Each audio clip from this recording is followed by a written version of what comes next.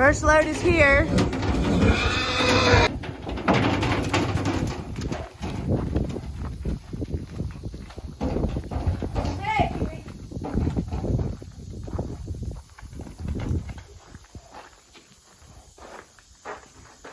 First two arrivals.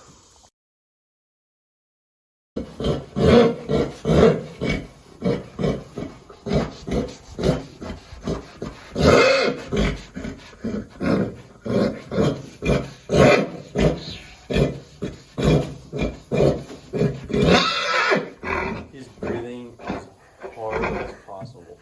Hey guys, hey, so I'm gonna break in here real quick while I'm walking. This is in real time right now. They've lived there for a year now. So what I wanted to do is just give you a little bit of insight into his behavior, why Huey reacted the way he reacted. So the first thing is, Crescendo is a breeding stallion. What that means is he is an intact male.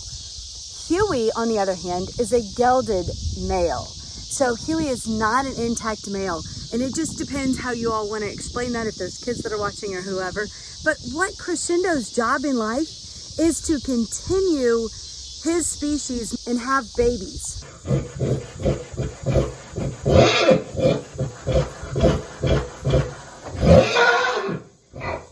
So because of that, he is going to talk to and try to entice any horse that he meets. And so that's what he's trying to do.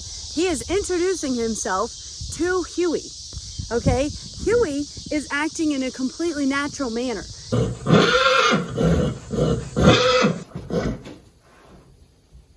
Huey's like, I don't like you. Like if you see the wild horses in Arizona, there's the mamas and the daddies. You have dominance. You have a dominant mare, you have a dominant stallion. Crescendo is exerting his dominance over the top of Huey. Huey is doing exactly what he's supposed to do. Huey is basically bowing his head and saying, okay, you're the boss. I'm gonna go ahead and I'm gonna relax here and I'm gonna let you be the boss.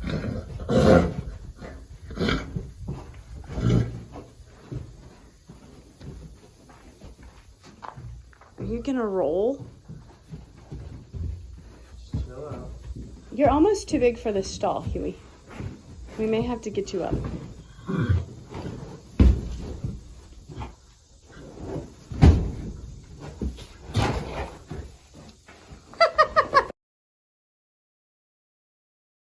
So all of that behavior that you saw is 100% natural, right? Which is awesome. I'm glad that you're getting to see some natural behavior.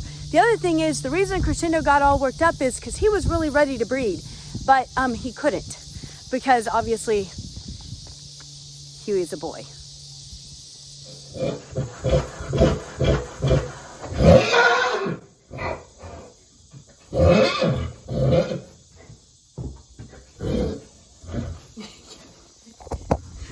Huey pulls his head back in every time you do that, you nut. You'll be all right.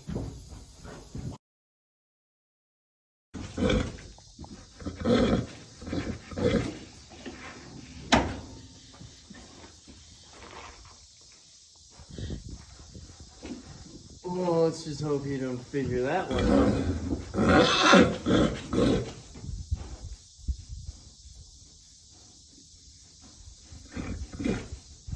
He's like, I could let myself out. He really wanted to open that lock on his door. And that's when Clayton and I were like, whoa, let's go ahead and take care of this right now. But he really wanted to open that lock on his door. But he knew that he was getting in trouble. It's just like a child at school getting scolded, or at home going into timeout or whatever. He knew he was not going to press the authority, which is the stallion. All right, so a couple minutes later, we put a makeshift front on his so that he can't go visit his new boyfriend. And everything's nice and calm, and he's been standing there eating until I walked up, of course. That's how it goes. But now that I'm here, he's like, oh, I have a friend over there. You really are pretty. You nut. All's well that ends well. Everything's great. Crescendo has settled in nicely. He settled in about a half an hour after we dropped him off that day. And Huey is a great babysitter. What I mean by babysitter is Huey's just there to kind of keep them company. And then you'll see in the next video, I'm bringing the dad, we call him Carlos, and we're bringing him out. And he comes by himself because I do a lot of breeding with him. They come out and there's a solid wall that separates Carlos from Crescendo. But they do live right next to each other. Holy smokes, you guys. You guys look right there. There's an enormous snake that was eating a fish that I just walked over and walked right by. Literally, it was like feet in front of me. I have no idea what kind it is, but it is creepy as can be. I believe it is a water snake. Look at it eating that fish.